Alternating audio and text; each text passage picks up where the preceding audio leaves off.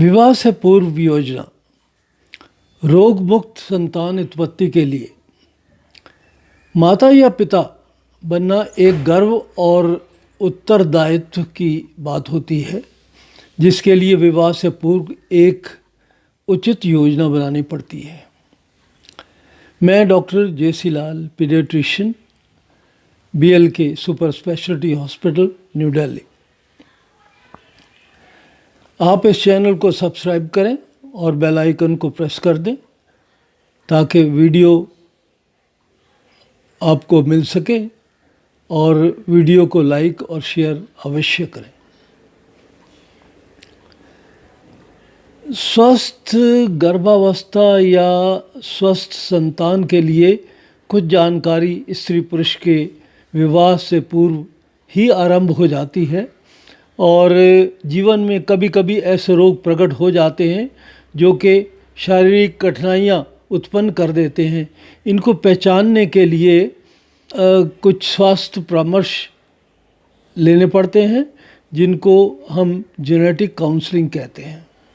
विवाह या गर्भधारण से पूर्व कुछ परीक्षण से, विचार विनिमय से तथा सर्वसम्मति से कुछ परीक्षण किए जाते हैं, जिससे जातियों और परिवारों में चलने वाले कुछ विकारों का पता चलाया जा सकता है तथा इनको प्रकट होने से रोका जा सकता है। इस वीडियो में हम कुछ रोगों की बात करेंगे।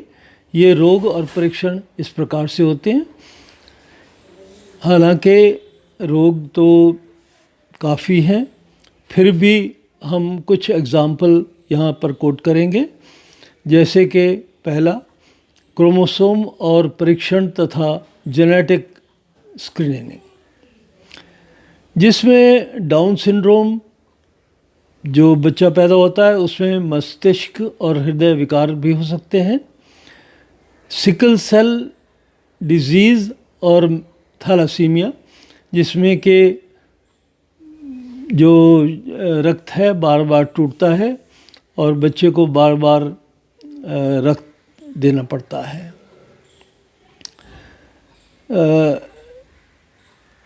एड्रिनल डिजीज़, जिसमें कि भार की कमी हो जाती है और रक्त नाप भी कम हो जाता है और थकान भी बनी रहती है। सिकल सेल डिजीज़ में जो उसके कण होते हैं वो एबनॉर्मल होते हैं और वो अक्सर टूटते रहते हैं। देन सिस्टिक फाइब्रोसिस, ये सांस में कठिनाई होती है और पाचन शक्ति भी कमज़ोर हो जाती है।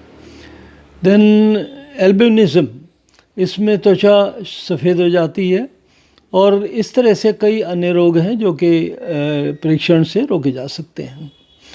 दूसरा है अस्थि परीक्षण के अस्थि रोग परीक्षण। इसमें ऑस्टियोजेनेसिस इम्परफेक्टा, जिसमें कि अस्थियों का टूटना लगातार रहता है, यहाँ तक कि बच्चा पैदा होते भी उसमें फ्रैक्चर हो सकते हैं। दूसरा है स्पाइना बाइफिडा, इसकी वजह से नाड़ी में विकार हो जाते हैं। तीसरा है मांसपेशियों का विकार, उसके परीक्षण। हाइपरट्रॉफिक मस्कुलर डिस्ट्रोफी, इससे बच्चे को चलने में कठिनाई होती है। और एक और है जो कि मस्कुलर एट्रोफी के नाम से, इसमें मसल्स की कमज़ोरी होती चली जाती है और बच्चे को काम करने की कठिनाई बनी रहती है। चौथा है रक्त विकार। अब जैसे कि मैंने पहले बोल दिया है कि थैलासीमिया और सिकल सेलेमिया और भी बहुत सारे इस तरह के रोग होते हैं, जिसमें कि रोग के कण, रक्त के कण टूटते रहते हैं और बच्चे में पीलापन आ जाता है और बच्चे को रक्त बार बार देना पड़ सकता है। पांचवा है जिससे शरीर प्रभावित होते हैं, जैसे कि रासायनिक पदार्थ का एक्सपोजर हो जाए और नशीली औषधियों का भी एक्सपोजर हो जाए और या रेडिएशन भी एक्सपोज हो जाए, इससे भी कई प्रॉब्लम्स आ जाती हैं। छठा है रोगग्रस्त होना, जैसे कि एड्स है, हेपेटाइटिस बी और सी है, इसका भी ध्यान रखना चाहिए और इनके टेस्ट करवाने चाहिए। रोग परीक्षण सुविधा भारत के बड़े अस्पतालों में उपलब्ध है। कुछ वर्ष पहले स्त्री और पुरुष इस परीक्षण का ध्यान नहीं करते थे और वे माता पिता बन जाते थे और उनके बच्चों में रोग आ जाते थे। आजकल परिवार छोटा होता है और सीमित साधन होते हैं, इसलिए ये अगर टेस्ट करवा लिया जाए और प्रिकॉशंस ले ली जाएं तो बच्चे में बीमारी रोकी जा सकती है। फैमिली में साधन होने के कारण, कम साधन होने के कारण स्त्री पुरुष बहुत नियमित रूप से विवाह करते हैं और संतान उत्पत्ति करते हैं।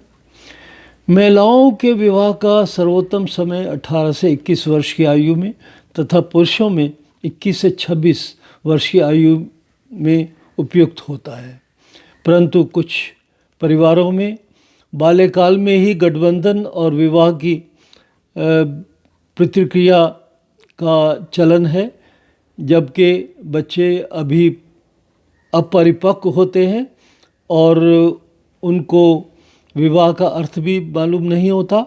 ये प्रथा निंदनीय है और इसकी हमें उपेक्षा करनी चाहिए। जो विवाह निकट संबंधियों में किए जाते हैं उनमें उनकी संतानों में वांशिक रोगों की अधिकता होती है। इस प्रकार के विवाह भी और ये जो प्रथा है इसकी भी उपेक्षा करनी चाहिए। धन्यवाद।